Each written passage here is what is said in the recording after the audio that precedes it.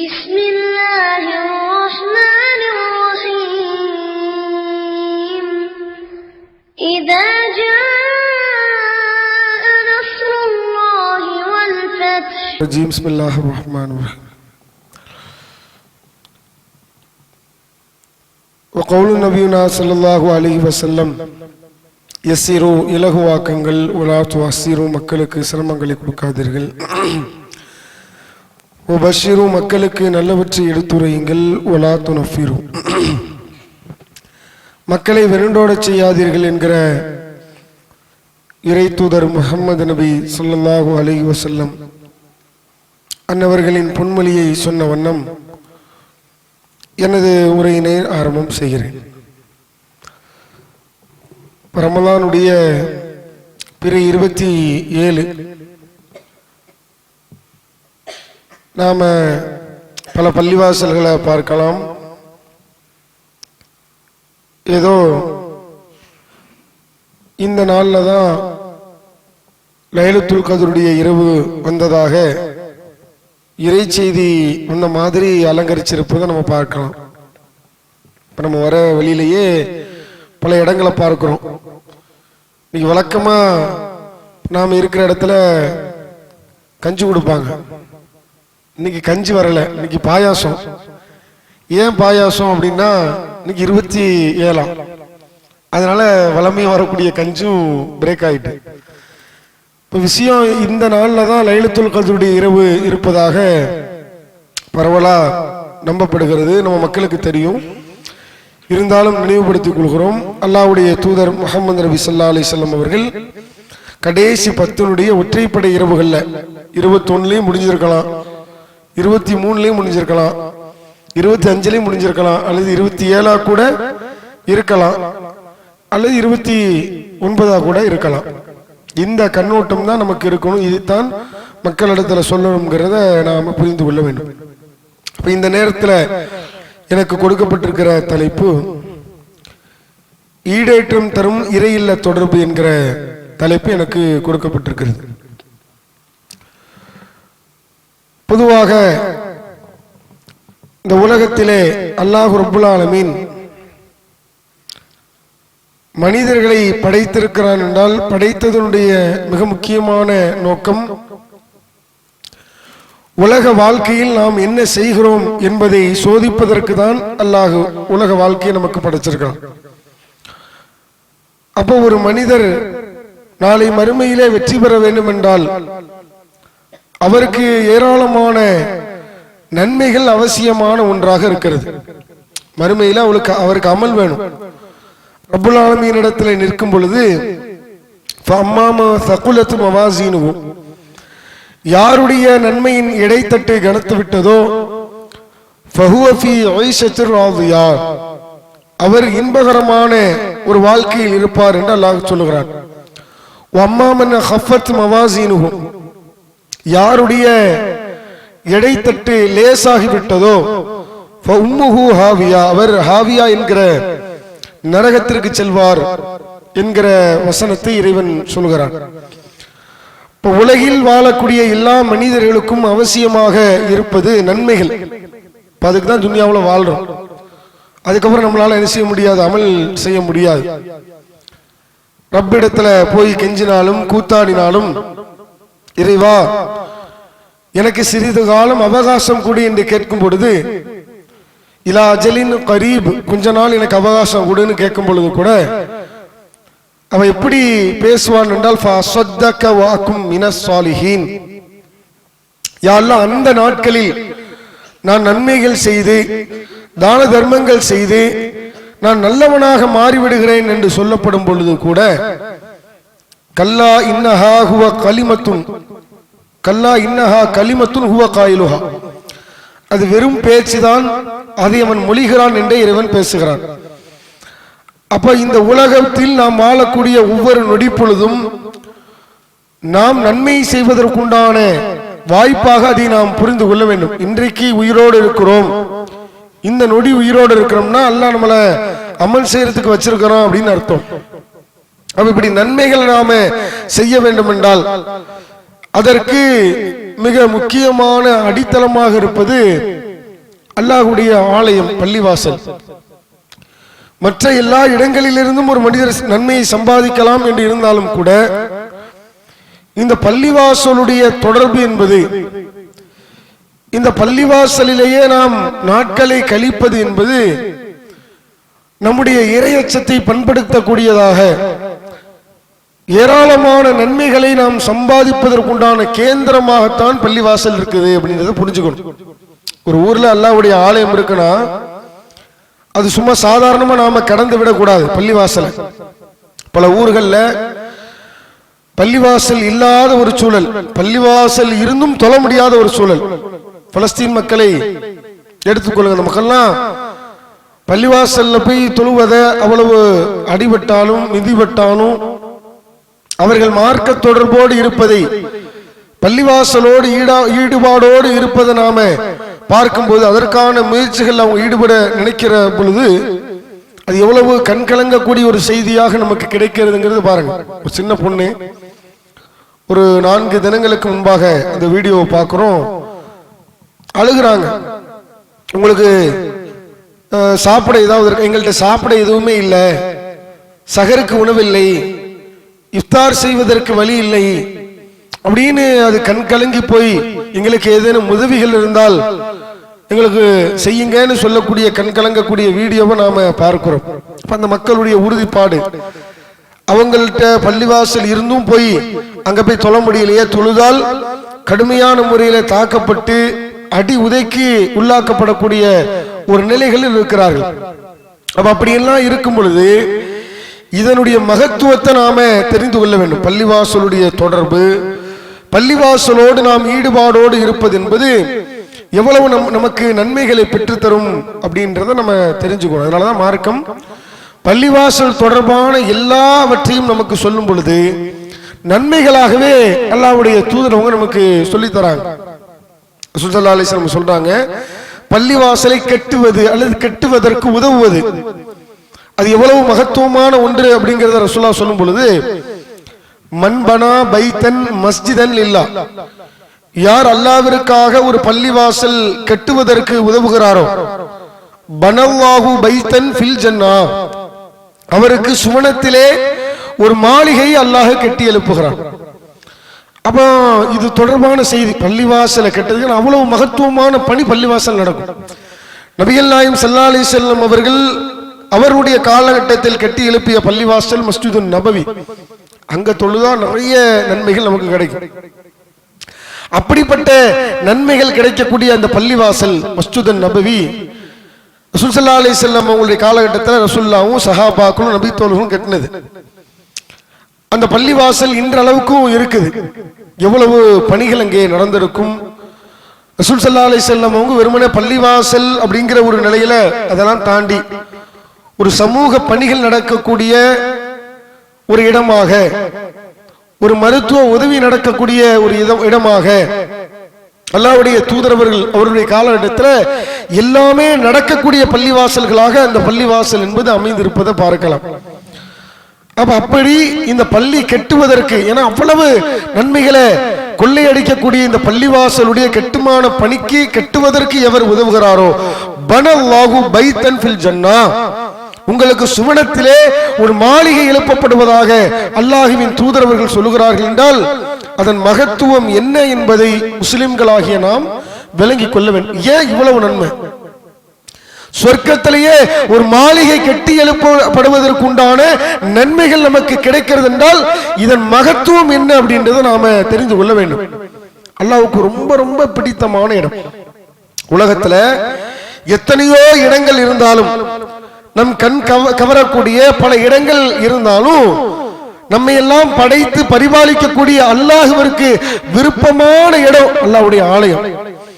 5 நேரம் பாங்கு சொல்லப்படக்கூடிய, எந்நேரமும் பள்ளிவாசலில் திக்ருகளும், எந்நேரமும் பள்ளிவாசல்ல அல்லாஹ்வுடைய நினைவுகளும் நடைபெறக்கூடிய பள்ளிவாசல் ரப்புக்கு ரொம்ப பிடித்தமான இடம். அல்லாஹ்வுடைய தூதர் அவங்க சொல்றாங்க, முஸ்லிம்ல 1190வது ஹதீஸ், அபூ ஹுரைரா அவங்க அறிவிக்கிறாங்க, அஹப்புல் பிலாதி இலல்லாஹி மசாஜிதுஹா, ஒரு ஊரிலே அல்லாஹ்வுக்கு பிடித்தமான இடம் அந்த ஊரில் உள்ள பள்ளிவாசல் அப்படிங்கறத ரசூலுல்லாஹ் சொல்றாங்க. வ அபகலு பிலாதி இலல்லாஹ், அல்லாஹ்விற்கு ரொம்ப ரொம்ப கோபத்தை ஏற்படுத்தக்கூடிய இடம் அஸ்வாக்குஹா, அதன் கடை வீதிகள் அப்படிங்கிறாங்க. ஏன் இதை சொல்றாங்கன்னா, கடை வீதிக்கு யாருமே போக கூடாது அப்படின்னு ஆலிம்சா குண்டை போட்டாருன்னு நினைக்க வேணாம். பாதி பேருக்கு அதுவும் இந்த ரமலானுடைய கடைசி நேரத்திலலாம் ரொம்ப மக்கள்லாம் போய் பர்ச்சேஸ் பண்ணக்கூடிய ஒரு நேரம் இல்லையா? ஒரு ட்ரெஸ் எடுத்தோமா, ஒன்னா ரெண்டா மூணா, அவர்கிட்ட நமக்கு இங்க இருந்து ஒரு ட்ரெஸ் வந்திருக்கு, போய் எடுக்கணுமே, பர்ச்சேஸ் பண்ணணுமே அப்படின்னு நினைப்பீங்க. அப்போ கடை வீதிகள் ரசூல் ஸல்லல்லாஹு அலைஹி வஸல்லம் சொல்றாங்க, அல்லாஹ்வுக்கு ரொம்ப கோபம் ஏற்படுத்தக்கூடிய இடம் அஸ்வாக்குஹா, அதன் கடை வீதிகள் என்றால் கடை வீதியில எல்லா அநியாயமும் நடக்கும். அப்படிதானே? பெருசா நம்மளை கடை வீதியில பொய் பேசுவார்கள், புரட்டு பேசுவார்கள், அதுல உறவு முறித்தல் நடைபெறும், எல்லாமே நடைபெறுமா இல்லையா? ஒரு வியாபாரத்தை ரொம்ப சிம்பிளா பண்ணிட்டு வர முடியுமா? கடை வீதியில எல்லாமே நடக்கும். ஒண்ணு கத்த பொருளா இருக்கும், பாய் சூப்பர் பிராண்ட் வாங்கிட்டு போனீங்கன்னா லைஃப் லாங் இருக்கும்னு சொல்லுவாங்க. வாங்கிட்டு போனதுதான் லைஃபே, அவ்வளவுதான் முடிஞ்சு. வாங்கிட்டு போனா அந்த படுத்த படுக்கையா தான் என்ன செய்யும் இருக்கும். அப்ப பொய் சொல்லி இது மாதிரியான காரியங்கள் நடைபெறுகிற காரணத்தினால ரசூலுல்லாஹ் சொன்னாங்க, அல்லாஹ்வுக்கு ரொம்ப மோசமான கோபத்தை ஏற்படுத்தக்கூடிய இடம் அல்லாஹ்வுடைய அந்த ஊரில் உள்ள கடை வீதிகள். ஏன்னா அல்லாஹ் மறந்துடுவான். இறை நினைவு ஏற்படுத்துவது என்பது பெரும்பான்மையாக பார்க்க முடியாது. நம்ம ஆட்கள் பர்ச்சேஸ் உள்ள ஏறிட்டாங்கன்னு வச்சுங்களேன், உள்ள மணி இருக்காது. லுலு மாலோ அல்லது பக்கத்துல உள்ள ஏதாச்சும் ஒரு மாலுக்கு ஏறி போனாங்கன்னா எங்கேயும் மணி வச்சிருக்க மாட்டான். இவன் பெசாமட்டு ஃபர்ஸ்ட் ஃப்ளோர்ல ஏறிப்பாங்க. போனோம்னா செகண்ட் தேர்டு அப்படின்னு ஒவ்வொரு ஃப்ளோரா சுத்தி பார்த்துட்டு கடைசியை சாப்பிட்டு பார்த்தோம்னா உள்ள ஏறி போனது 3 மணியா இருக்கும், பார்த்தோம்னா 10 மணி ஆயிருக்கும். அசரு மகரிபி இஷா ஹலாக் அல் ஃபாத்தியா முடிஞ்சு ஒன்னும் தொழ முடியாத ஒரு சூழலுக்கு தள்ளப்பட்டுவாங்க. அப்படி மறந்துடுவாங்க. இறை நினைவு என்பது அங்க ஏற்படாது. அங்க உலகத்தை மிகைக்கக்கூடிய உலக காரியங்களும் மற்ற விஷயங்களும் நடைபெறுகிற காரணத்தினால அல்லாஹ்வுடைய தூதர் சொல்றாங்க, அல்லாஹ்வுக்கு ரொம்ப ரொம்ப கோபத்தை ஏற்படுத்தக்கூடிய இடம் அபகலு இலல்லாஹ், ரொம்ப ரொம்ப கோபம் வரும் அப்படிங்கிறாங்க ரசூலுல்லாஹ். அப்ப இப்படி அந்த பள்ளிவாசலுடைய தொடர்பு நமக்கு கிடைப்பது என்பது, அல்லாஹ்வுடைய ஆலயம் என்பது ரப்புக்கு ரொம்ப பிடிச்ச இடம். எல்லாரும் அந்த இடத்துல உட்கார்ந்துருக்கோம், அல்லாஹ்வுக்கு பிடித்தமான இடத்துல நாம உட்கார்ந்துருக்கோம். இன்னும் அந்த பள்ளிவாசலுடைய வருகை குறித்த நன்மைகள் ரசூலுல்லாஹ் சொல்றாங்க. பள்ளிவாசலுக்கு வரதுனால இவ்வளவு நன்மை கிடைக்குமா? பள்ளியை கட்டுறதுக்கு நன்மை, அல்லாஹ்வுக்கு ரொம்ப பிடிச்சமான இடம். பள்ளிவாசலில் வருவதற்கு குறித்த ரசூல் ஸல்லல்லாஹு அலைஹி வஸல்லம் சொல்லும்போது புகாரில 662வது ஹதீஸ் அபூ ஹுரைரா அவங்க அறிவிக்கிறாங்க, ஒரு மனிதர் அவர் பள்ளிவாசலுக்கு அஃபமன் கதா இலல் மஸ்ஜிதி அவு ராஹ, எவர் ஒருவர் காலையிலோ மாலையிலோ, காலை மாலைங்கிறது ரசூலுல்லாஹ் குறிப்பிட்டது தினமும் எந்த நேரமும், ஒரு மனிதர் எந்த நேரமும் பள்ளிவாசலுக்கு யார் வருவதை வருகிறாரோ அத்தல்லாஹு லஹு நுஸுலஹு மினல் ஜன்னah, அவருடைய தங்குமிடத்தை அல்லாஹ் சீரமைக்கிறான், அல்லாஹ் அழகுபடுத்துகிறான். சுவர்க்கத்திலே அவருடைய தங்குமிடத்தை அல்லாஹ் அழகுபடுத்துகிறான். குல்லமா கதா அவு ராஹ, அவர் ஒவ்வொரு நேரமும் பள்ளிவாசலுக்கு வருகை புரிகிற நேரமெல்லாம், எப்பொழுதெல்லாம் பள்ளிவாசலுக்கு வரீங்களோ, நம்ம ஆட்களுக்கு பள்ளிக்கு வரதுனாலே ரொம்ப கஷ்டமா இருக்கு இல்லையா? பள்ளிக்கு பக்கத்துல வீடு இருக்கும், பள்ளியை தொட்டு வீடு இருக்கும், அல்லது பள்ளிக்கு ஒரு தெரு தள்ளி வீடு இருக்கும். ரசூலுல்லாஹ்வுடைய காலத்துல பக்கத்துல இருக்கிற வீட்டுல இருக்கிற சஹாபாக்கெல்லாம் வெகு தொலைவுல வீடை ஏற்படுத்தி கொண்டு பள்ளிவாசலுக்கு வந்தாங்க. வாகனங்கள்ல அதுக்கான நடந்து அப்படிலாம் வந்தாங்க. இன்னைக்கு அருகாமையில் இறை இல்லம், இறைவனுக்கு பிடித்தமான இடம் இருக்கக்கூடிய நேரத்திலையும் வராம இருக்கிறதுக்கு பாய் காரணம் சொல்லுவாரு. அதுக்கு சுபஹானல்லாஹ் அவங்க காரணத்தை கேட்கும் போது நமக்கு என்னடா இதுன்னு நம்ம தலையை பிச்சுக்கிற அளவுக்கு இருக்கும். ஏங்க வரல? எனக்கு கரெக்டா பாய் பள்ளிக்கு இந்த வர அந்த ஃபஜர் நேரம்லாம் பாத்தீங்கன்னா எனக்கு ஒரு மாதிரியா பண்ண ஆரம்பிச்சிருது. இன்னும் ஃபஜர்ல ஆம்புலன்ஸ் எது வீட்டுக்கு அனுப்பணுமா அப்படின்னு தெரியல, அப்படி சொல்றாரு. மாறியா வர ஆரம்பிச்சிருது. என்னங்க அப்படி என்னங்க பண்ணுவோம்? நாசியால ஊத்திக்கிட்டே இருக்குது. நாசியால ஊச்சுன்னா கர்ச்சீப் எடுத்துட்டு வாங்க பள்ளிக்கு வாங்க. இல்ல அந்த நேரத்தில் மட்டும் அது என்ன தலைவலி நமக்கு தெரிய மாட்டேன். கரெக்டா அந்த நேரத்தில் எழும்போது மட்டும் உங்களுக்கு சில பேருக்கு அப்படியான ஒரு சூழல் இருக்கலாம்னு வச்சுங்களேன், அல்லாஹ்வுக்கு இருக்கலாம். அப்படி இருந்தா ரொம்ப வர முடியாத ஒரு சூழல் இருக்கும்போது வராம இருக்கிறது வேறங்க. எனக்கு ரொம்ப முடியல, அது அவங்களுடைய இறையச்சத்தை பொறுத்து. உண்மையிலேயே வர முடியல அப்படின்னா அது வேற விஷயம். ஆனால் இதன் நன்மைகளை நாம் உணரக்கூடிய நேரத்தில் எப்படிப்பட்ட ஒரு நிலையில் நாம் இருப்போம்? இந்த நன்மை அடையணும், பள்ளிவாசல்ல வந்து தொழக்கூடிய நன்மையை ஒருவர் அறிகிறார் என்றால் அதை அடைவதற்கு எந்த நிலையும் ஒரு மனுஷன் என்ன செய்வாரு? அடைவார். இப்போ ஒரு பிசினஸ் ரிலேட்டடா உங்களுக்கு ஒரு 5 மணிக்கு ஒரு 1 லட்சம் ரூபாய் சான்சர் ஆக போகுது, நீங்க போனீங்கன்னா உங்களுக்கு கிடைக்கும். அப்ப மூக்குழுகிறத ஒரு காரணமா சொல்லுவாரா? அவர் தலைவலியை ஒரு காரணமா சொல்லுவாரா? கால்வலிய எந்த ஸ்ட்ரக்சர்ல போயாவது என்ன செஞ்சிருவாரு? எங்கெங்க 1 லட்சம் எங்கெங்க கொண்டாங்கன்னு வாங்கிட்டு என்ன செஞ்சிருவாரு? நேர வீட்டுக்கு இன்னொரு 1 லட்சம் வேற இருக்குதா, நாளைக்கு வேற படுக்கையில் கிடப்போம், அப்பவும் வரேன், நான் படுத்து கிடந்தாலும் போன் அடிச்சிருங்க மறக்காம, இப்படின்னு சொல்லக்கூடிய நிலையை பார்க்கலாம். ஆனா இதுக்கு எல்லா ஏற்பாடையும் பண்ணிட்டு மையத்தாகிற சூழல்லாம் பாக்குறோமா இல்லையா? ஃபஜருக்கு இவர் வைக்கிற அலாரத்துல ஊரே எந்திரிச்சிரும், கத்துல ஊரே எந்திரிச்சிரும், இவரு எந்திரிக்காம என்ன செய்வாரு? படுத்திருப்பார். அப்ப இப்படிலாம் பள்ளிவாசலுக்கு வராமல் இருப்பதற்கு காரணம் சொல்லுகிறோம். பள்ளிவாசலுக்கு வருவதை ஏதோ ஒரு சிரமமா இருக்கு. பள்ளிவாசலுக்கு வரதை என்னடா பள்ளிக்கு போகணுமா, வீட்டில் உள்ள தாய்மார்கள்லாம் பாய்மார்கள் அடிச்சு விரட்டி விடுங்க, ஏன்னா ரசூலுல்லாஹ் கடுமையாக அதை எச்சரிக்கிறாங்க. தொழுகைக்காக பாங்கு சொல்லப்பட்டு பிறகு இகாமத்தும் சொல்லப்பட்டு நான் ஒருவரை நியமித்து யாரெல்லாம் வீட்டிலே தொழாமல் உறங்குகிறார்களோ அவர்களை வீட்டோடு கொளுத்த நினைத்ததுண்டு. இதுக்கு என்ன அர்த்தம்? நீலாம் ஏன்டா உயிரோடு இருக்கணும் சொல்ல, அப்படி கேட்கல, அதுக்கு அதான் அர்த்தம். பாங்கு சொல்லப்பட்டு பின் இகாமத் சொல்லப்பட்டு தொழுகைக்காக பள்ளிவாசலில மக்கள் தொழுகிறார்கள் என்றால் எந்த காரணம் இல்லாம நீ வீட்டுல இருக்கன்னா நீ ஏன்டா இருக்கணும்? அதான் அது கேள்வி. தக்க காரணம் இருந்தா வேற, அது அவங்களுடைய இறை எச்சத்தை பொறுத்து இருக்கு. சொல்ல ஏன் இப்படி பண்ணல? ஏன்னா சிறார்களும் பெண்களும் இருக்கிறார்கள், அதனால சும்மா விட்டேன்னாங்கிற சொல்லலாம். அப்படி நினைச்சோம்னா இன்னைக்கு ஊர்ல யார் ஊருமே 1-2 பேர் வீடை தவிர எல்லாரும் வீடு கொழுந்து விட்டு, ஊரே கொழுந்து விட்டு என்ன செய்ய எல்லா இடம் எரியக்கூடிய ஒரு நிலையை தான் பார்க்க முடியும். அப்ப ரசூலுல்லாஹ்வுடைய காலத்துல நபி தோழர்களுக்கு ஆர்வம் எந்த அளவுக்கு ஆர்வம்னா வெகு தொலைவில் இருந்து வருகிறார்கள். இன்னும் நம்மள மாதிரி அற்ப காரணங்களை சொல்லி தொடர்பை அறுத்து விடவில்லை. நீங்க நன்றாக புரிந்து கொள்ளுங்கள். எப்பொழுது ஒரு பள்ளிவாசலோடு நாம் தொடர்பில் இருக்கிறோமோ, 5 நேரம் பள்ளிவாசலுக்கு வருகிறோமோ, இப்படி நாம தொடர்புல இருக்கும்போது நம்மை அறியாமலேயே பல தகவல்களை செய்திகளை தெரிந்து கொள்வீர்கள், பல செய்திகளை ஹதீஸ்களை தெரிந்து கொள்வீர்கள், வசனங்களை தெரிந்து கொள்வீர்கள். நீங்கள் உங்களை அறியாமலேயே லட்சக்கணக்கான நன்மைகளை அடைய முடியும். ரசூலுல்லாஹ்வுடைய காலத்துல பாருங்க, நபி தோழர்கள் வந்து சொல்றாங்க, இப்னு மஸ்ஊத் அப்துல்லாஹ் பின் மஸ்ஊத் அவர்கள் சொல்கிறார்கள், நாங்கள் எந்த அளவிற்கு பள்ளிவாசலோடு தொடர்பில் இருப்பதை நாங்கள் விரும்புவோம் என்றால், எங்களில் ஒருவருக்கு நோய்வாய் ஏற்பட்டு வீட்டிலேயே படுத்த படுக்கையில கிடக்கிறார். நீங்க அப்படிலாம் யாரும் இல்லை, அப்படி இருந்தா ஒரு பள்ளிக்கு வரக்கூடிய சூழல் இல்லைன்னு வச்சுங்க, அது வேற விஷயம். ஆனால் அப்துல்லாஹ் பின் மஸ்ஊத் அவர்கள் சொல்லுகிறார், எங்களில் ஒருவர் நோய்வாய் ஏற்பட்டு பள்ளிக்கே வர முடியாது என்கிற படுத்த படுக்கையினுடைய நிலைமையில ஒருவர் இருந்தால் கூட அவர் மக்களிடத்தில் சொல்வாராம், என்னை தூக்கி தோளிலே அமர்த்தி கொண்டு 2 நபர்கள் வந்து பிடித்துக் கொண்டு சஃபிலே தூக்கி நிலைநிறுத்தப்படுகிற ஒரு சூழலை ஏற்படுத்துவோம். ஏன்னா ரசூலுல்லாஹ் அப்படி சொல்லியிருக்கிறாங்க. பள்ளிவாசலுக்கு யாரு ஜமாஅத் தொழுகைக்கு, குறிப்பா ஃபஜ்ர் மற்றும் இஷாவினுடைய தொழுகையை யார் ஜமாஅத்தோடு வந்து கலந்து கொள்ளவில்லையோ அவர் தெளிவான முனாஃபிக் அப்படின்னு சொல்லியிருக்காங்க. முனாஃபிக்னா யார்?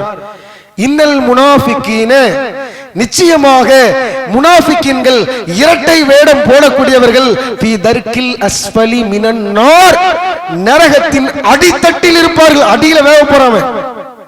சஹாபாக்கள் பயப்படுறாங்க, ஐயோ அந்த அடையாளம் மட்டும் வந்துடக்கூடாது, நம்ம முனாஃபிக் இல்ல. ஆனாலும் ரசூலுல்லாஹ் சொன்னாங்க, ஃபஜ்ர் இஷாவினுடைய தொழுகையை ஜமாத்தோடு தொழுகலன்னா அது முனாஃபிக்குடைய அடையாளம் இருக்காங்க, நமக்கு வரக்கூடாது. ஒவ்வொரு நேரமும் பள்ளிவாசலுக்கு நாம் வரவில்லை என்றால், பள்ளிவாசலுக்கு ஜமாத்தோடு வந்து கலந்து கொள்வதை வெறுக்கக்கூடியவராக இருக்கக்கூடிய நாம யோசிக்கணும், கண்டிப்பா யோசிக்கணும். இதுல இன்னொன்னு கவனிக்கணும், முனாஃபிக் கூட மத்த வக்துக்கு ஜமாத்தோடு வந்துருவோம் போல இருக்கு. உகரு, அசரு, மகரிபு இந்த வக்து இருக்கு இல்லையா, அது பள்ளிவாசலுக்கு வந்துருவாங்க. எதுக்கு மட்டும் தான் வர மாட்டாங்களா? ஃபஜ்ர் இஷா இங்க மொத்தமே குசா முடிஞ்சு இந்த தொழுகையுமே பள்ளிவாசலுக்கு வருவது கிடையாது. வீட்லயே என்ன செய்யறாங்க? தொழுகிறாங்க. நம்ம முன்னாலே சொல்லிட்டோம், இதுல மத்தவங்க தப்பா நினைச்சிட கூடாது. வீட்டில் தொழக்கூடிய சூழல் உள்ளவர்கள், நிலையில் உள்ளவர்கள், அது மாதிரி உள்ளவங்க ரசூலுல்லாவுடைய காலத்தில் உள்ள சூழல் எடுத்துக்கொள்ளுங்க. ரசூலுல்லாஹ் மரணப்படுக்கையில் இருந்தாங்க இல்லையா? ரசூலுல்லாஹ் எப்படி இருந்தாங்க? அல்லாஹ்வுடைய தூதர் உங்களால் எழுந்திருக்க முடியவில்லை, மயக்கம் முட்ட நிலையில இருந்தாங்க. எந்திக்கிறாங்க, சல்லன்னாஸ் மக்கள் தொழுதாங்களான்னு கேட்டு ரசூலுல்லாஹ், இப்னு அப்பாஸ், அதே மாதிரி அலி அவர்களை அழைத்து தோளிலே கையை பதித்தவர்களாக நபிகளாருடைய கால் பாதம் அப்படியே தரையில ஈடுபடுற அளவுக்கு அல்லாஹ்வுடைய தூதரவங்க பள்ளிவாசலுக்கு வந்து தொழுதிருக்கிறாங்க. இது மாதிரி நிலையில நாம இருக்கிறோமா? யாராவது இருக்கிறோமா? இது மாதிரி மோசமான நிலையில நாம் இருக்கிறோமா? கிடையாது. தெம்பா உட்கார்ந்து இருப்பாரு, வீட்டுல உட்கார்ந்து டிவி என்ன செய்வாரு, பார்த்துக்கிட்டு இருப்பாரு. லுகர் நேரத்தில், அசர் நேரத்தில், மகரிபு நேரத்தில், இஷாவுடைய நேரத்தில் ஜமாத்தாக பள்ளிவாசலுக்கு வந்து தொழலாம் என்கிற சூழலோடு இருக்கும் பொழுது அதையெல்லாம் விட்டு வீட்டிலேயே என்ன செய்வாரு, வீட்டிலேயோ மற்ற இடங்களையோ ஒரு பாட்டராகத்தான் இருப்பார். அப்போ நாம வந்து ஜமாத்தோடு தொழக்கூடிய நேரத்தில் எவ்வளவு சிறப்பு இருக்கு, மகத்துவம் இருக்குங்கிறது தெரிஞ்சுக்கணும். ரசூலுல்லாஹ்வுடைய காலத்தில் அப்துல்லா பின் உம்மி மக்தூம் என்கிற கண் தெரியாத சஹாபி, பாங்களான்னு சொல்லுவார் பள்ளிவாசலுக்கு வந்து. அந்த சஹாபி ஒரு வாட்டி ரசூலுல்லாஹ்ட்ட கேட்கிறாங்க, அல்லாஹ்வுடைய தூதரவர்களே, என்னால பள்ளிவாசலுக்கு அழைத்து செல்லக்கூடிய அழைப்பாளர்கள் எனக்கு ஆர்வமா இருக்கு. நம்ம ஆளு போன் பண்ணி சந்தேகம் கேட்கறதுக்கு ஓக்கிறதுக்கு கேட்பாரு. இப்ப ரமதானுடைய வேலையா இருக்குன்னு வச்சுங்களேன், அவரு வந்து அவருக்கு சாதகமா ஒரு முடிவெடுத்துட்டு போன் பண்ணி கேட்பாரு. ஏதாச்சும் ஒரு விஷயம் அப்படி வச்சுங்க, அவர் வந்து இஎம்ஐல ஒரு கார் எடுக்கணும், இஎம்ஐல ஒரு மொபைல் எடுக்கணும். போன் பண்ணி கேட்கும்போது, அலிம்சா அதுல வட்டி இல்ல, அது மாசம் மாசம் கொடுக்கும்போது நம்ம வந்து ஒரு 20,000 ரூபாய் கொடுக்க வேண்டி இருக்குது, அதுல கூடுதல் அமௌண்ட் கடைசி எப்படி பார்த்தாலும் டாக்குமெண்ட் சார்ஜ் போடுவோம், அது வேற விஷயம், வட்டியில வந்துடும் வச்சுங்களேன். இது ஃப்ரீ காஸ்ட் இஎம்ஐ ஒண்ணுமே கிடையாது, வட்டி இல்ல, அது இல்ல, ஒண்ணு இல்ல. அவருக்கு என்னன்னா ஃபத்வா வரணும். எப்படி ஃபத்வா? அதெல்லாம் ஒண்ணு வட்டி இல்லைங்க அப்படின்னு ஃபத்வா கொடுத்துட்டோம்னா அவருக்கு என்ன மனசு ராகத்தாயிரும், போய் வாங்கிடுவார். இது மாதிரி இல்ல. அப்துல்லா பின் உம்மி மக்தூம் அவர்கள் நபிகளாரிடத்தில் கேட்கிறார்கள், அல்லாஹ்வின் தூதரவர்களே, பள்ளிவாசலுக்கு வருவது எனக்கு விருப்பம், ஆனால் என்னை அழைத்து செல்லக்கூடிய அந்த பொறுப்பாளர் எனக்குன்னு இருப்பாங்களே, யாராச்சும் கூட்டு போவாங்களா? அப்படி யாருமே இல்ல, நான் என்ன பண்றது? அவருக்கு சலுகை கொடுக்கறாங்க. சரி, ஓகே, நீங்க போக வேணாம். அடுத்து கூப்பிடுறாங்க, நீங்கள் தொழுகைக்கான பாங்கை செவியுறுகிறீர்களா அப்படின்னு கேட்கறாங்க. பாங்கு சொல்லுதா, காதல உழுதா அப்படின்னு கேட்கறாங்க. ஆமா ஃபஜிப், ஆமா காதல உழுதே. அப்ப ஃபஜிப் நீங்க அதுக்கு பதில் சொல்லணும். பதில் சொல்லலாம் என்னது? ஹய்யால ஸலா ஹய்யால ஃபலா அப்படின்னு சொல்லும்போது லா ஹவுல வலா குவத்த இல்லா பில்லா, அப்படியா? இத சொல்லல ரசூலுல்லாஹ். நீங்கள் பாங்கை அதானை செவியுறுகிறீர்கள் என்றால், உங்களுக்கு கேட்கிறது என்றால் பள்ளிவாசல் வந்து தொழுதரணும். ஒரு சட்டத்தை ரசூலுல்லாஹ் புரிய வைக்கிறாங்க. இப்ப மைக் இல்ல, ரசூலுல்லாஹ்வுடைய காலம் மாறி உள்ள அந்த அட்மாஸ்பியர் இருக்கிற சூழல், நாய் சொல்யூஷன், அதாவது சத்தம் இல்லாம ரொம்ப பின் டிராப் சைலண்ட். அப்ப பள்ளிவாசலுக்கு மேல ஏறி நின்று சப்தம் விட்டோம்னா குறிப்பிட்ட ஒரு தூரம் வரைக்கும் கேட்கும். நல்ல சத்தம் போட்டு பாங்க சொல்லக்கூடிய ஒரு ஆளை ஒரு குறிப்பிட்ட சரௌண்டிங், நமக்கு அளவு சொல்ல தெரியல, அளவு சொல்லிட்டோம்னா அதுக்கும் சண்டைக்கு வந்து நிற்பாங்க. புரியுதா உங்களுக்கு? அப்போ ரசூலுல்லாஹ்வுடைய காலத்துல உள்ள சூழலை பாத்துங்க. இன்னைக்கு மைக்கில் சொன்னா ஊருக்கே கேட்கும், அது வேற விஷயம். இன்னைக்கு எல்லாராலையும் பள்ளிவாசலுக்கு வந்து தொழக்கூடிய அளவுக்கு வாகனம் இருக்குது, எல்லாமே இருக்குது. ரசூலுல்லாஹ்வுடைய காலத்துல மேல ஏறி பாங்க சொன்னாங்கன்னா அவங்க பின் டாப் சைலண்ட் தானே, ஒண்ணுமே இருக்காது இல்ல. அப்ப அந்த நேரத்தில் எவ்வளவு தூரம் பாங்க சத்தம் ஒலிக்கிறதோ அதை கேட்டவர்கள் பள்ளிவாசலில் வந்து கண்டிப்பாக தொழுது விட வேண்டும். கண் தெரியாத அப்துல்லா பின் உம்மி மக்தூம் போன்ற சஹாபாக்களாக இருந்தாலும் கூட தொழணுங்கிறது இறை கட்டளை. இதை விட மோசமா இருக்கிறோமா? 2 கண்ணு இழந்தவர்களாக பள்ளிவாசலுக்கு வர முடியாத ஊனமுற்றவர்களாக இருக்கிறோமா? கிடையாது. இதை விட மோசமாக யாரும் கிடையாது. அப்ப இப்படிப்பட்ட நபித்தோழர்களே இவ்வளவு ஆர்வமாக இருந்திருக்கிறார்கள் சொன்னா என்ன காரணம்? பள்ளிவாசலில் வந்து தொழக்கூடிய அந்த தொழுகைக்குண்டான நன்மைகள். பள்ளிவாசலுக்கு வந்தால் எவ்வளவு நம்முடைய ஈமான்ல ஈடேற்றம் வரும், நம்மால் நன்மைகளை கொள்ளையடிக்க முடியும் என்பதை உளப்பூர்வமாக உணர்ந்த காரணத்தினால் தான் வெகு தொலைவில் வீட்டை வைத்துக் கொண்டு, வீடு அருகாமையில் இருந்தாலும் ரொம்ப தூரத்துல இருந்து தேடி வந்து தொழுதுருக்காங்க. ஏன் தெரியுமா? எந்த அளவுக்கு நன்மன் பாருங்க. ரசூலுல்லாஹ் சொல்றாங்க, உங்களில் ஒருவர் ஃபயுஹ்ஸினில் உது, அழகிய முறையில் உது செய்கிறார். உது செய்யும் போது நீட்டா செய்யணும். இன்னைக்கு நம்மால் பள்ளிவாசல் வந்து உது செய்யறாருன்னா அவர் உது செய்யறாரோ இல்லையோ, பக்கத்து உள்ள ஆள் என்ன செய்வாரு, அவர் நல்ல குளிப்பாட்டி நல்ல ஒரு சோப்பு தேய்ச்சி சோப்பு தேய்க்காத ஒரு விஷயமா இருக்கும் ஒழிய நல்லா நீட் ஆக்கிடுவார். இந்த ஹவுஸ் தான் இருக்கும் சில பள்ளிவாசல்ல, வாரி இப்படி அள்ளுவார். ஒரு அள்ளோன்னு இந்த ரைட் சைடு உள்ள ஆள்லாம் நல்ல குத்தால அருவியில குளிச்ச மாதிரி என்ன செஞ்சிருவாரு, முழுசா நனைஞ்சிருவாரு. இவர் கை நனையுமா? அடுத்து இங்க வாங்கி இங்க ஒரு அடி, இங்க உள்ள ஆளுக்கு அடிச்சாச்சு முடிஞ்சு, அடுத்து இங்க அடிக்கணும் இல்லையா, அடுத்து இங்க இருந்து ஒரு அடி அடிச்சோன்னா அங்க உள்ள ஆள் நனைஞ்சிருவாங்க. கடைசியில மூஞ்சில அள்ளி தேக்கிறேன் இவர் என்ன செஞ்சிருவார், வாரி அரைச்சு. இப்படி அதிகமான வீண் விரயம் நடப்பது ரொம்ப யுஹ்சினுல் வுது சொல்றாங்க. அழகிய முறையில் வீட்டிலே யார் உது செய்கிறாரோ, வீட்டுல உது செய்யக்கூடிய பழக்கத்தை வச்சுக்கங்க. பள்ளிவாசல்ல நம்ம அதுக்கான வாய்ப்பு வச்சிருக்கோம், சூழல் வச்சிருக்கோம். நமக்கு முடியாம இருந்தா பள்ளிக்கு வரோம், ஏதோ இயற்கை உபாதை வந்துட்டு அப்படின்ற சந்தர்ப்பத்தில் பள்ளியில உது செய்வதை அமைத்துக் கொள்ளுங்கள். பெரும்பான்மையாக பள்ளிவாசல் அல்லாம வீட்டுல உழவு செய்யறது, வீட்டுல தொழுது பழகுங்க. வீட்டுல தொழுதுன்னா வக்து தொழுகை இல்ல, ஆலிம் சொல்லிட்டாரு, வீட்டுல வக்து தொழுகை கிடையாது. ரசூலுல்லாஹ் சொல்றாங்க, உங்கள் வீடுகளை குர்ஆன் வசனங்கள் ஓதப்படாத கபிலாக மாற்றி விடாதீர்கள். நீங்க சூரத்துல் பக்ரா ஓதுங்க. எந்த வீட்டில் சூரா பக்ரா ஓதப்படுகிறதோ அந்த வீட்டை விட்டும் ஷைத்தான் விரண்டு ஓடுகிறான். குர்ஆன் வசனங்கள் ஓதப்படவில்லை என்றால் வீடுதான் கபர்ஸ்தானுக்கு சமம். சுன்னத் தொழுகைலாம் இருக்கு இல்லையா, லுஹருக்கு முன் சுன்னத் இருக்கலாம், லுஹருக்கு பின் சுன்னத் இருக்கலாம், ஃபஜ்ருக்கு முன் சுன்னத் இருக்கலாம். இப்படி சுன்னத்தான தொழுகைகள் இருக்கு, வீட்டுல தொழுகுங்க, சிறப்பு. ஏன் ரசூலுல்லாஹ் சொல்றாங்க, கபர் ஆக்கிறாதீங்க வீட்டை. ரசூலுல்லாஹ் அப்படிதான் தொழுதிருக்காங்க. நபியுல்லாஹி ஸல்லல்லாஹு அலைஹி வஸல்லம் அவர்கள் விடாமல் தொழுத 12 ரக்காயத்து ஆயிஷா ரலியல்லாஹு அன்ஹா அவர்கள் ஒரே அறிவிப்புல சொல்லுவாங்க, வீட்டுல தொழுதாங்க, லுஹருக்கு முன் சுன்னத்தை தொழுதாங்க. நபிகளார் இந்த தொழுகைகளை விட்டதை நான் கண்டதே இல்லை. என்ன அர்த்தம்? சுன்னத்தான தொழுகையை வீட்டுல தொழுது பழகுங்க. பிள்ளைகளுக்கு தெரியும், அப்பதான் தெரியும் தொழுகுனா இதான், இப்படிதான் தொழுகணும், இப்படிதான் தக்பீர் கட்டணும். நீங்க புதுசா பள்ளிவாசல் கூட்டு வந்தீங்கன்னு வச்சுக்க, ஏதோ ஒரு கிணத்துல தூக்கி தள்ளிட்டாங்க மாதிரி எல்லாரும் தக்பீர் கட்டிட்டு மௌனமா இருப்பாங்க. அப்படிதானே பள்ளிவாசல் புதுசா வந்த சின்ன குழந்தைலாம் அப்படி இருக்கும், தக்பீரை கட்டி அம்மா தொழுவாங்க. வீட்டுல வாப்பா தூக்கிட்டு வந்துட்டாருன்னா தொழுவோம், அவரு தூக்கிட்டு வருது, அவரு தூக்கிட்டு வந்துருவாரு தெரியாம. இது எல்லாரும் அமைதி, வாப்பா வாப்பா வாப்பா, எந்த ரியாக்டுமே இல்லாம இருக்கிறாரு, அம்மாவும் எந்த ரியாக்டுமே இல்லாம இருக்கிறாங்கன்னு புள்ள என்ன செய்யுது, கத்த ஆரம்பிக்க, அழுக ஆரம்பிக்க இல்லையா? இதுக்கான சூழல் என்ன? இவங்க பிள்ளைகளுக்கு சிறு பிராயத்தில இருந்து தொழுகனா என்ன, இப்படி தொழுகணும், சுன்னத் தொழுகை வீட்டுல தொழுகணும், வக்து வந்தா கரெக்டா தொழுகணும். பிள்ளைகளுக்கு பதியுமா இல்லையா? வக்து தொழுகைக்கு முன்பாக சுன்னத்து தொழுகணும், பதியுமா இல்லையாங்க? அப்ப இப்படியான ஒரு சூழலை அமைத்துக் கொள்ளுங்கள், அது சிறந்தது. பள்ளிவாசலுக்கு சுன்னத் தொழுகலாம், அது வேற விஷயம். வீட்டுல உது செய்து சுன்னத்தான தொழுகையில வீட்டில் தொழுது பழகுங்கள், நன்மை அது. வக்து தொழுகைக்கு பள்ளிக்கு வந்துருங்க. ரசூலுல்லாஹ் சொல்றாங்க, அழகிய முறையில் யார் உது செய்து விட்டு பள்ளிவாசலை தேடி நடக்கிறாரோ அவருடைய எண்ணம் பள்ளிவாசலுக்கு வருவதை தவிர்த்து வேற எந்த எண்ணமும் அவருக்கு கிடையாது. நம்ம பாய் வீட்டுல உது செஞ்சுட்டு நேர ஒரு வேலை வந்துட்டாருன்னா பள்ளிக்கு போற இடத்துலயே 10 பிசினஸ் முடிச்சிருவாரு. லுகருக்கு கிளம்பி போவாரு, போய் பள்ளிவாசலுக்கு சேர்றது அசருக்கா இருக்கும். அப்படி இருக்கக்கூடாது. உது செய்து விட்டார் என்றால் பள்ளிவாசலுக்கு செல்வதுதான் அவர் இலக்கு என்றால் நேர பள்ளிவாசலுக்கு போறாரு. அவர் தொழ வேண்டிய தொழுகை சுன்னத் தொழுகிறாரு, அல்லது பள்ளிவாசலுக்கு செய்ய வேண்டிய காணிக்கை தொழுகை இருக்கு இல்லையா, பள்ளிவாசலுக்கு காணிக்கை தொழுகை, அது 2 ரக்காத் தொழுகணும். தொழுதுட்டு உட்கார்றாரு. அவர் எந்த தொழுகைக்காக வந்திருக்கிறாரோ இத நன்மையை ரசூலுல்லாஹ் சொல்றாங்க. எப்படியெல்லாம் நன்மை கிடைக்கும் பாருங்க. அவர் வீட்டிலே உது செய்து விட்டு பள்ளிவாசலுக்கு வருவதற்காக எடுத்து வைத்த ஒவ்வொரு எட்டிற்கும் ஒவ்வொரு அடிக்கும் ஒவ்வொரு நன்மை அவருக்கு உயர்த்தப்படுகிறது. அதனாலதான் சஹாபாக்கள் ரொம்ப தூரத்திலிருந்து வந்தாங்க. ஏன்? வெகு தொலைவில் இருந்து நாம் நடந்து வந்தால் நிறைய நன்மைகளை கொள்ளையடிக்கலாம். வீட்டில உது செய்து விட்டு எடுத்து வைக்கக்கூடிய ஒவ்வொரு எட்டிற்கும் நன்மை என்றால் ஏராளமான நன்மைகளை பெறலாம்.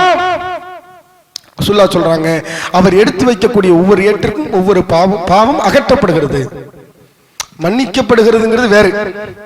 அல்லாஹ் அழிச்சிருவோம், முடிஞ்சு. தப்பு பண்ணிருப்போம்லங்க, அந்த தப்ப அல்லாஹ் மன்னிச்சா நம்ம சொர்க்கம் போகலாம், இல்லனா அல்லாஹ் தண்டிச்சு சொர்க்கத்துக்கு அனுப்புவான், அதுக்கு வேதனை உண்டு.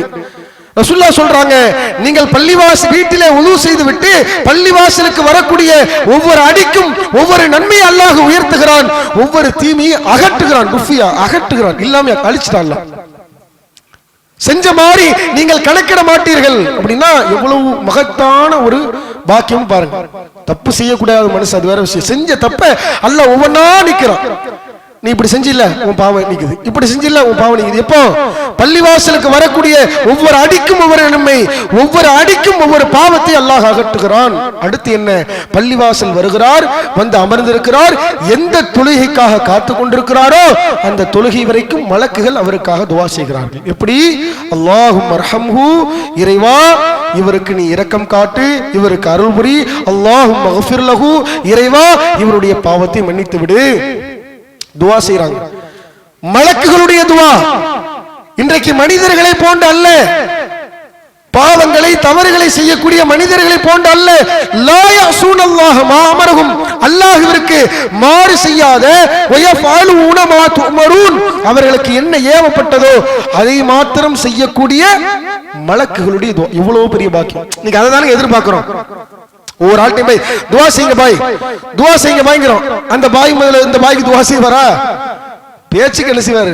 கண்டிப்பா பாய், கண்டிப்பாங்கிற வார்த்தை மட்டும் தான் கண்டிப்பா இருக்குமே ஒழிய வரும் துஆ ஞாபகமா பண்ணுவாரா?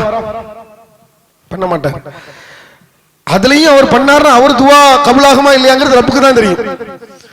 ஏன்னா இறையச்சத்தை நாம முடிவு பண்ண, நமக்கு ஒருத்தர் நல்லவர் மாதிரி தெரிவாருங்க. நம்மளை விட நிறைய வசனம் பேசுறாரு, ஹதீஸ் பேசுறாரு, இவர் தான் நிறைய மக்களுடைய அந்த எண்ணெய் ஓட்டம் இருக்குல்ல. ஒரு நபர் அன்னைக்கு சொல்றாரு, ஆலிம் ஷா நீங்க துஆ செய்யுங்க. ஏங்க ஆலிம் ஷா துஆவுக்கு தனி மதிப்பு இருக்கு, அப்படிலாம் ஒண்ணு இல்லைங்க. யாருடைய இறையச்சம், இன்ன அக்ரமக்கும் இந்தல்லாஹி அத்தகாக்கும், அல்லாஹ்விடத்தே எவர் சிறந்தவர், எவர் அல்லாஹ்வை பயப்படுகிறாரோ, இறையச்சவாதியாக இருக்கிறாரோ அவர், எனக்கு எப்படி இருக்கு உங்களுக்கு எப்படி இருக்கு யாருக்கு தான் தெரியும்? அல்லாஹ்வுக்கு தெரியும். யாருடைய துஆ அங்கீகரிக்கப்படும் இல்லை என்பது ரப்புக்கு தெரியும். அப்படி இல்லை, நீங்கள் எந்த அளவுக்கு இறைந்து அல்லாஹ் மீது நம்பிக்கை வைத்து ரப்பட்ட கையேந்து துஆ செய்றீங்களோ அல்லாஹ் நிறைவேற்றுவான். அவ்வளவுதான். இவர் துஆ இவர் பிரிக்க முடியாது.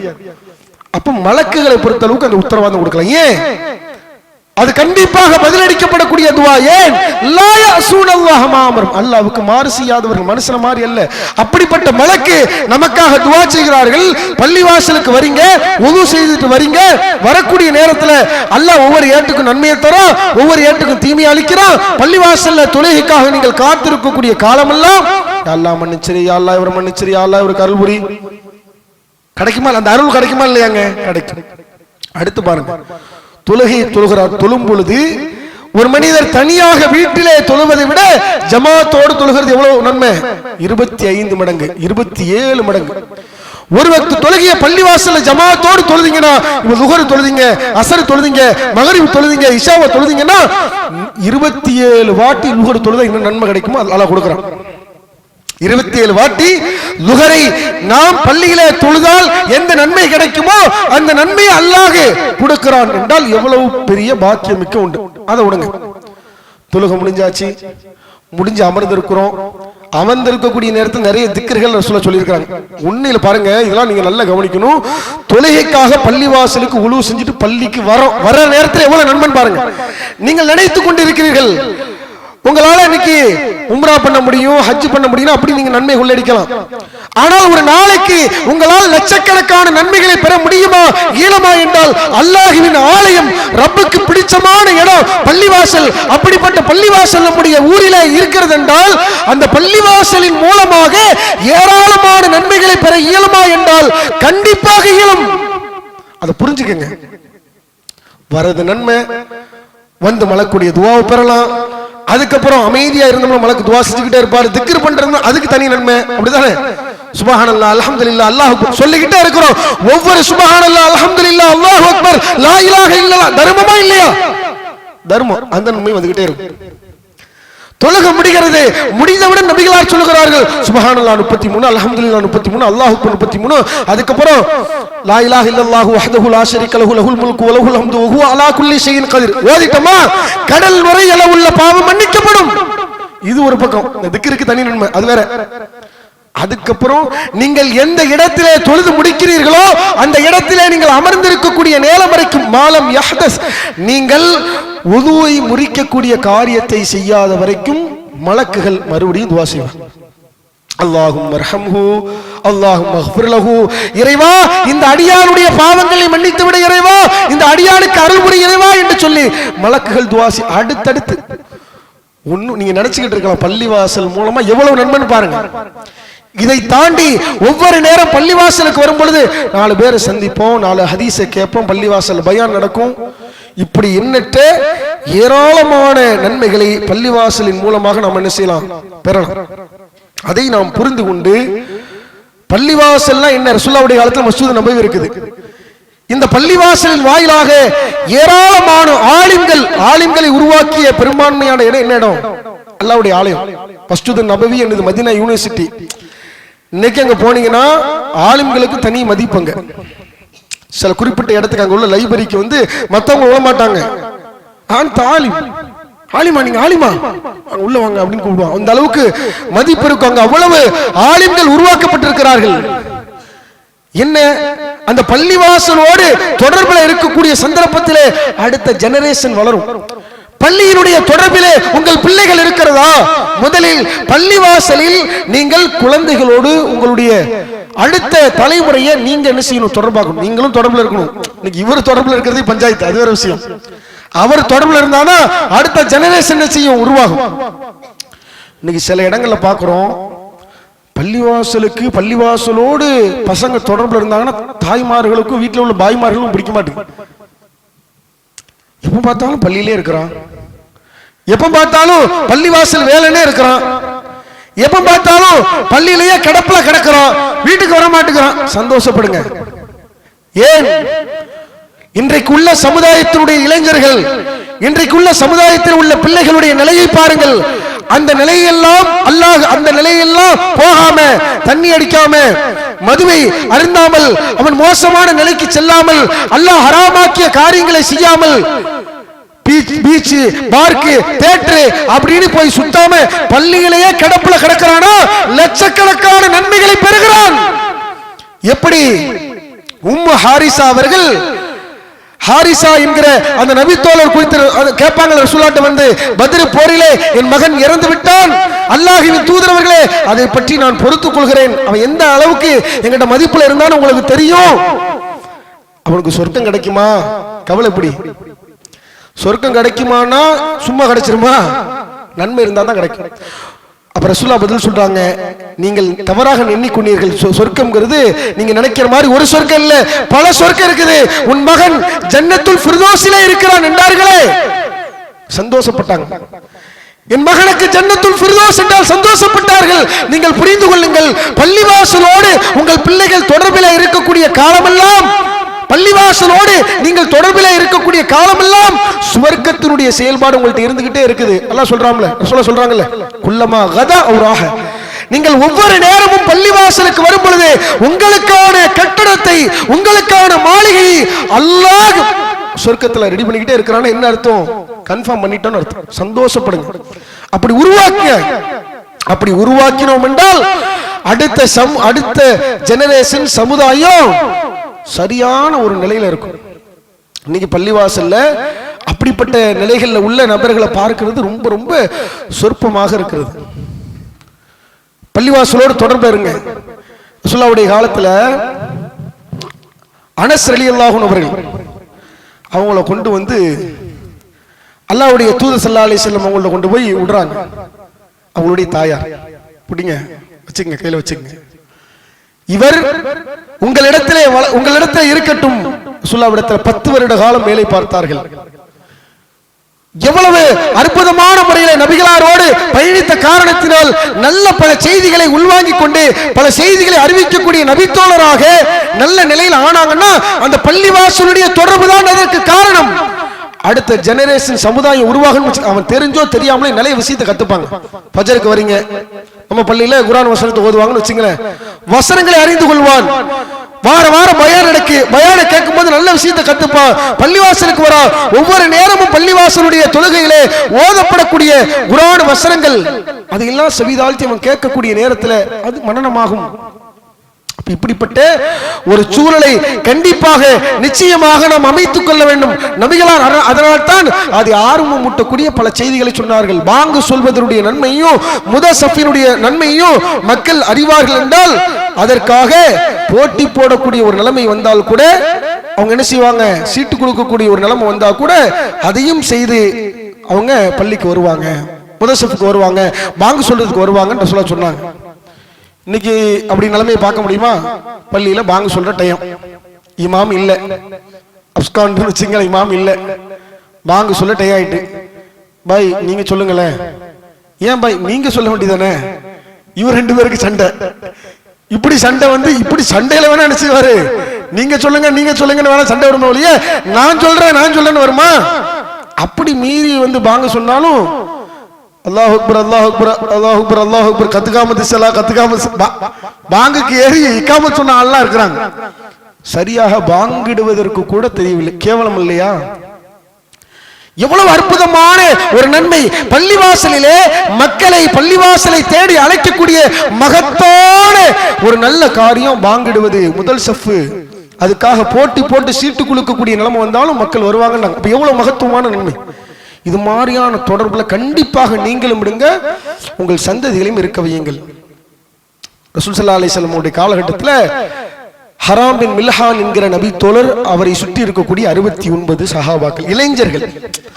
அந்த 70 நபி தோழர்கள் எப்படின்னா இளைஞர்கள். அவங்களுடைய பணியை பாருங்க, பள்ளிவாசலுடைய பராமரிப்புல, பள்ளிவாசலை கவனிப்பதில எப்படி இருக்கிறாங்கன்னு பாருங்க. நீங்க என்ன நினைச்சிட்டு இருக்காங்க? பள்ளிவாசல்லாம் அது நிர்வாகி பார்த்துப்பாங்க, அதுக்கு ஆள் இருக்குங்க, பொறுப்பாளர் இருக்கிறாங்க, அவருக்கு தலைவர் இருக்காரு, செயலாளர் இருக்காரு, எல்லாம் பார்த்துப்பாங்க. இப்ப நம்ம இப்படி பார்க்க வேண்டியதான். இப்படி இருக்கு. நம்ம யோசித்துக் கொள்ளுங்கள். இன்னைக்கு அல்லாஹ்வுடைய ஆலயம் பல ஊர்களில் எப்படி இருக்குன்னா அதுக்கான பொறுப்பாளர்கள் இருப்பாங்க. பள்ளியில ஒரு இடத்துல ஒரு குப்பையை பார்க்கிறோம், பராமரிப்பற்ற நிலையில ஏதாச்சும் ஒன்று பார்க்கிறோம், தூசி நிறைந்த ஒரு புத்தகங்களை பார்க்கிறோம். நம்ம என்ன செய்யணும்? முதல்ல நாம அதுக்கான பொறுப்பாளி இருப்பாங்க, அந்த பொறுப்பாளி அதை செய்யலன்னா அல்லாஹ்விடத்துல ஒரு பதில் சொல்வார், அது வேற விஷயம். நம்ம என்ன செய்யணும்? குப்பையை நம்ம அள்ளணும், நம்ம துடைக்கணும். ஏன் நம்ம வீடா இருந்தா நம்ம பண்ண மாட்டோமா? ரப்புல் ஆலமீனுடைய வீடு இல்லையா? அல்லாஹ்வுக்கு பிடித்தமான ஒரு இடம் இல்லையா? இதை செஞ்சுட்டு கூட அடுத்து சொல்லணும், அது வேற விஷயம். அப்படி இருக்கு குப்பை இருக்கு, அடுத்து எதுவும் உங்களுக்கு பண்ணா வந்தாங்க உடன் இருக்கிறோம். பள்ளிவாசலை பராமரிக்கிறது சாதாரணமான விஷயம் கிடையாது, அப்படித்தானே? ஒவ்வொரு ஜும்மாவுக்கும் பள்ளியை பராமரிக்கிறதுக்கு நிர்வாகிகள் நிற்பாங்க, சில சகோதரர்கள் நன்மையை நாடி வருவாங்க. தங்களை தாங்களே ஆயத்தப்படுத்திக் கொள்ள வேண்டும். சஹாபாக்கள் எப்படி இருந்தாங்க? உசிரை கொடுக்கறதுக்கு வந்தாங்கல்ல. அதாவது ஒரு வாட்டி ரசூல் ஸல்லல்லாஹு அலைஹி வஸல்லம் கேட்பாங்க, நாளைக்கு உங்களிடத்திலே ஒரு போர்க்கொடியை கொடுக்க போகிறேன், அவர் மூலமாக அல்லாஹ் அவருக்கு வெற்றியை கொடுப்பான் அப்படின்னு சொன்ன உடனே மக்கள் எல்லாம் போட்டி, என்ன கூப்பிட போறாங்களோ அடுத்த நாள் இங்க என்ன கூப்பிடக்கூடாது, எந்த பணிக்கு கூப்பிடக்கூடாது. நபிகளாருடைய காலகட்டத்தில் இருந்த ஆர்வம், உசிரை கொடுக்கிறதுக்கு என் உயிர் போகுமா நான் வரேன். போர்க்களத்திலே யுத்த களத்திலே அல்லாஹ்வுக்காக அல்லாஹ்வுடைய தூதரவர்களுக்காக உசிரை கொடுக்கணுமா வரேன்னு சொன்னாங்க. உசிரை கொடுக்கக்கூடிய சொல்லலாம் இன்னைக்கு இல்ல. பள்ளி வாசலுக்கான நேரத்தை கொடுங்க, முதல்ல வக்துக்கு கரெக்டா வாங்க, பிறகு பள்ளிவாசல்ல உள்ள ஒவ்வொரு பணிகளையும் தங்களை தாங்களே ஆயத்தப்படுத்திக் கொள்ளுங்கள். எல்லாமே அப்படி நடந்துருவாங்க. ஒரு கஞ்சி இஷ்யூ பண்றாங்க, கஞ்சே வந்து விடு அப்படின்னா கஞ்சி பறந்து மேல வந்து உட்கார்ந்துருமா? வருமா? ஸ்நாக்ஸ் இருக்கு, அதெல்லாம் அடிக்க வைக்கிறாங்க, தட்டே வந்து விடு சட்டு மாதிரி பறந்து நமக்கு முன்னால வந்து உட்கார்ந்துருமா? தட்டு எல்லாம் சாப்பிட்டு முடிச்சு போறோம், எல்லாம் கிளீன் ஆகி விடு அப்படின்னா போயிருமா? எல்லாம் கிளீன் ஆயிருமா? அதுக்கு பணி பண்ணணுமா இல்லையா? இது ஏதோ கிண்டலுக்காகவோ கேலிக்காகவோ சொல்லு. நிதானமாக யோசித்து பாருங்க. நம்ம வீடு ஒரு குடும்பம் தானுங்க. அல்லாஹ் என்ன சொல்றான்? இறைவனின் அருளினால் நீங்கள் சகோதரர்களாக ஆனீர்கள். நபித்தோழர்கள் குறித்து அல்லாஹ் சொல்கிறான், முஹம்மதுர் ரசூலுல்லாஹ், முஹம்மது அல்லாஹ்வுடைய தூதர், அஷித்தாவு அலல் குஃபார், இறை மறுப்பாளர்களிடத்திலே கடுமையாக இருப்பார்கள், ஒரு ஹமாவு பைனஹும், தங்களுக்கு மத்தியிலே பரஸ்பரத்தோடு இரக்க குணத்தோடு இருப்பாங்க. நான் வரேங்க, இந்த பணிக்கு என்ன கூப்பிடுங்க, நான் வரேன், கிளினிக் எனக்கு ஏதாச்சும் ஒரு வேலை கூப்பிடுங்க, என்ன எதுக்குமே கூப்பிட மாட்டீங்க, பள்ளி கிளினிக் என்ன கூப்பிடுங்க, பள்ளிவாசலுடைய பராமரிப்பு பணி என்ன கூப்பிடுங்க. எல்லாத்துக்கும் ஆயத்து நிர்வாகத்துக்கு, மற்றவர்களுக்கு, பள்ளிவாசல் அல்லாஹ்வுடைய ஆலயம் இயங்குவதற்கு நம்மால் என்ற உதவி என்ன உசிரை கொடுக்க சொல்லல. ரசூலுல்லாஹ்வுடைய காலத்துல மாதிரி உயிரை கொடுங்க, உங்க உசிறு வேணும்னு கேட்கல. இறைவனுடைய ஆலயம் இயங்குவதற்கு உங்களால் என்ற பங்கு என்ன? நீங்க என்ன செஞ்சீங்க? இன் தன்சுருல்லாஹ யன்சுருக்கும், அல்லாஹ்விற்கு நீங்கள் உதவினால் அல்லாஹ் உங்களுக்கு உதவுவான். யுஸப்பித் அக்தாமக்கும், உங்களுக்கு உறுத்தவனர். நம்ம அல்லாஹ்வுடைய ஆலயம் ஒரு பராமரிப்பு இல்லாம இருக்குது. இவங்க கூப்பிட்டாலும் வர மாட்டாங்க, இவங்களும் வர மாட்டாங்க, அவங்களும் வர மாட்டாங்க, யாருமே இல்லையே. யாருமே இல்லாம ரப்புடைய வீடை யாருப்பா பார்த்துப்பா, யாரு பராமரிப்பாங்க? என்ன உங்களுக்கு உறுத்தணுமா இல்லையாங்க?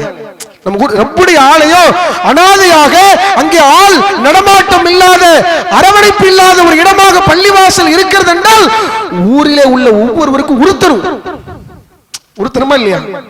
நம்ம என்ன செஞ்சோம், நம்மளால முடிந்த பங்க பள்ளிவாசலுடைய எல்லா பணிகளுக்கும் நம்மளை இணைச்சுக்கணும். சொல்லா பள்ளியில தொழுகைக்கு வராங்க, ஒரு எச்சில் யாரோ துப்பி இருக்கிறாங்க, சுரண்டி ரசூலா கையால சுரண்டுறாங்க. சுரண்டி எடுத்துட்டு ரசூலா அதுக்கப்புறம் சொன்னாங்க, இப்படி பண்ணக்கூடாது, தொழுகையில் நின்னோம்னா நீங்க என்ன செய்யுங்க, அல்லாஹ்வுக்கு முன்னால் நிக்கிறீங்கன்னு அறிவுரை சொன்னார்கள். பள்ளிவாசலே ஒரு கிராமவாசி வந்து சிறுநீர் கழித்து விட்டார், ரசூலா அதை உடனே கிளீன் பண்றாங்க. இதெல்லாம் பண்றாங்களா இல்லையா?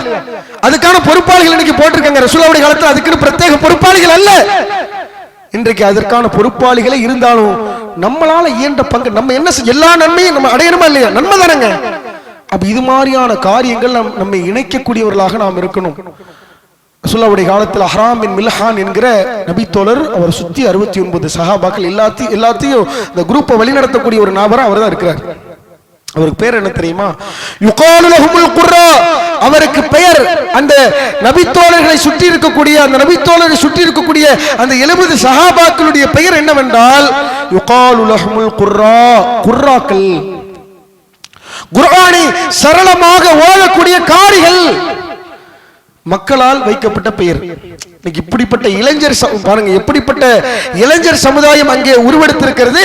அந்த உருவெடுத்தலுக்கு காரணம் என்னவென்றால் அவர்கள் நபிகளாரோடு பள்ளிவாசலோடு தொடர்பிலேயே இருந்தார்கள். அதுதான் அதற்கு காரணம். இன்னைக்கு அப்படிலாம் இளைஞர்களை பார்க்க முடியாது. இவனே பேர் வச்சுப்பான். ரசூலுல்லாஹ்வுடைய காலத்துல நபி தோழர்களுக்கு இவங்க சஹாபாக்கள் பேர் வச்சாங்க. இன்னைக்கு இவனே அடேங்கப்பா 7 பேர், இப்படி ஒரு பேரு, டேஞ்சர் காய்ஸ், கில்லர் பாய்ஸ்.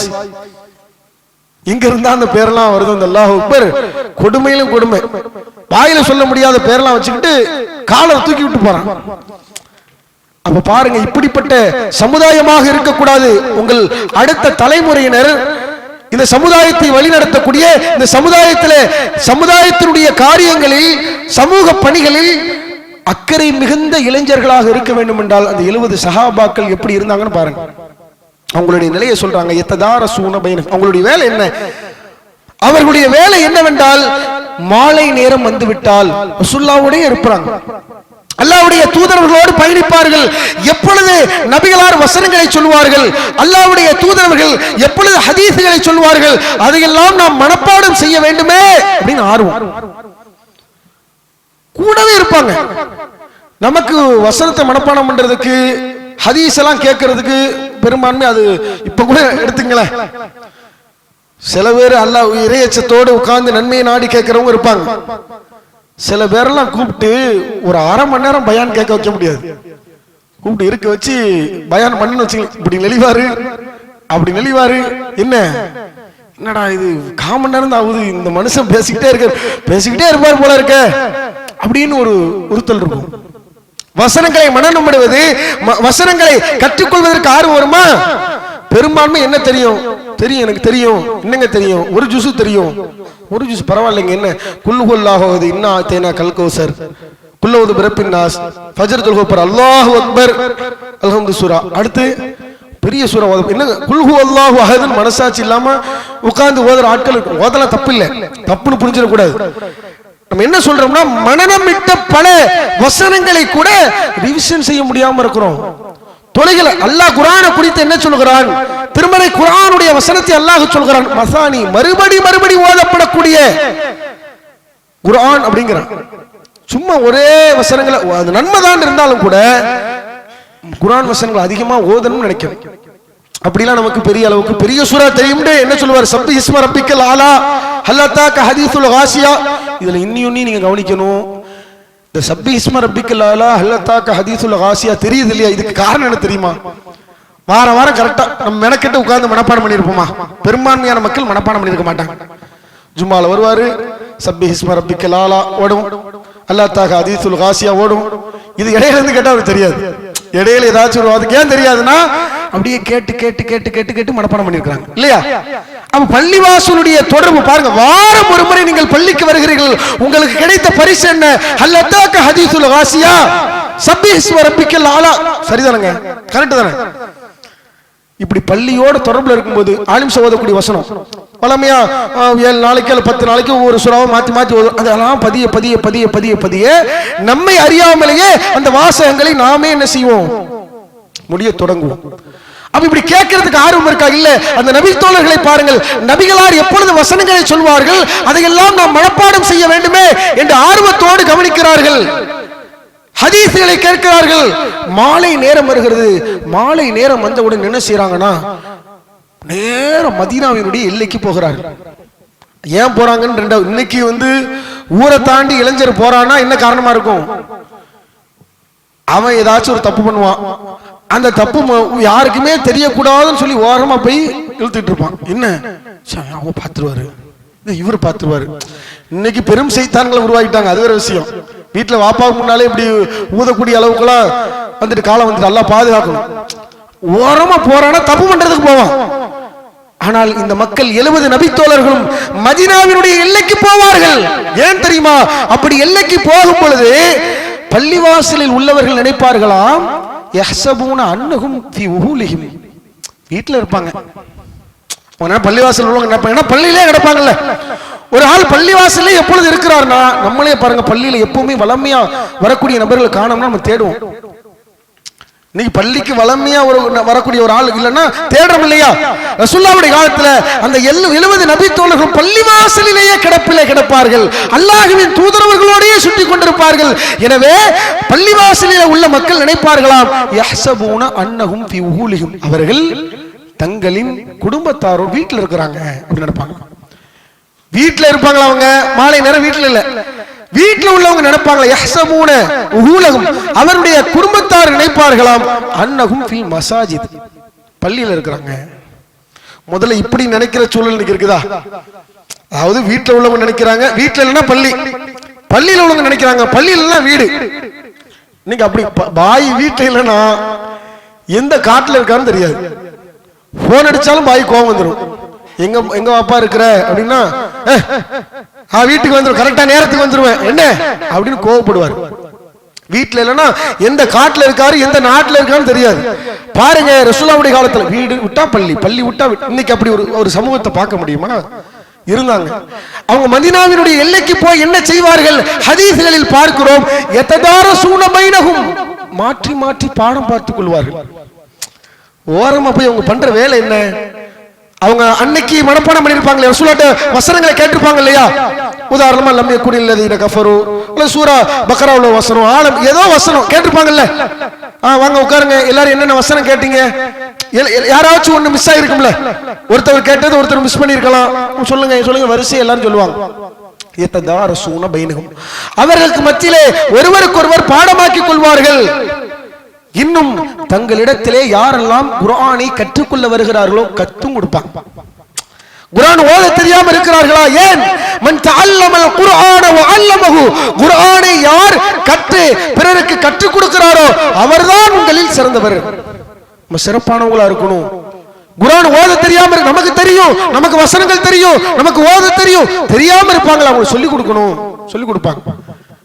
இன்னும் இரவு நேர வணக்க வழிபாட்டில் ஈடுபடுவார்கள். இரவு தொழுகை தொழுவாங்க. மற்ற நேரங்கள்ல தொழுதுட்டு வீட்டுக்கு வருவார்கள். காலை பொழுதிலே அவர்களுடைய வேலை என்ன? காலை பொழுதிலே வெகு தொலைவிலே சென்று பள்ளிவாசலுக்கு தேவையான தண்ணீர், உது செய்ய தண்ணி தேவைப்படும் இல்லையா, இயற்கை உபாதைகள் தண்ணி தேவைப்படும் இல்லையா, வெகு தொலைவிலே சென்று தண்ணீரை சுமந்து வந்து பள்ளிவாசல் வைப்பாங்க. குடிக்கட்டும் நன்மை, உது செய்யட்டும் நன்மை. இப்படி பண்ணாங்கல்ல, இவங்களுக்கு பொறுப்பு கொடுத்தாங்களா? சொல்லா இல்ல, நன்மையை நாடி செய்தார்கள்.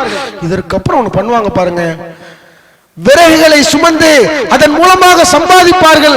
ஏன் தெரியுமா? அஹ்லி சுஃபா, திண்ணை தோழர்களுக்காக. பள்ளிவாசலே சில பேர் கிடப்பாங்க, ஏழைகள். அவங்களுக்கு யார் உதவுவா? நம்மளை தாண்டி அவங்களுக்கு யார் உதவும்? நம்ம தானே போய் ஹெல்ப் பண்ணணும், நம்ம தானே அவங்களுக்கு கொடுக்கணும். இந்த இளைஞர்கள் போய் சம்பாதிக்கிறார்கள். அவர்கள் பார்க்குக்கோ பீச்சுக்கோ அல்லது தியேட்டருக்கோ போக சம்பாதிக்கல, ஜாலியா இருக்கிறதுக்கு சம்பாதிக்கல.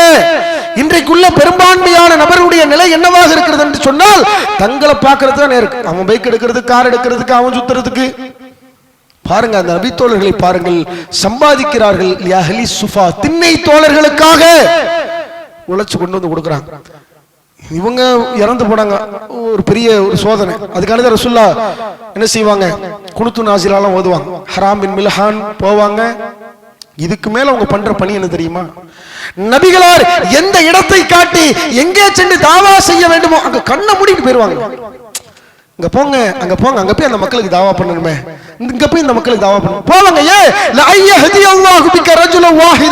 உங்கள் மூலமாக ஒரே ஒரு மனிதர் இஸ்லாத்திற்கு வருவது, இந்த கொள்கைக்கு வருவது, சிகப்பு நிற ஒட்டகம் கிடைப்பதை விட சிறந்தது. உங்கள் மூலமாக நீங்கள் ஒரு காரியத்தை சொல்கிறீர்கள், கேட்டு ஒருவர் வருகிறார் என்றால் அவர் வந்து செய்யக்கூடிய நன்மையில குறையாம உங்களுக்கு கிடைக்கும். அப்படின்ற பொழுது அதையெல்லாம் புரிந்து கொண்டு எங்க ரசூலுல்லாஹ் போச்சு, அங்க போணுமா அங்க போவேன், இங்க போணுமா அங்க போவேன். நீங்க அப்படி பார்க்க முடியுமா?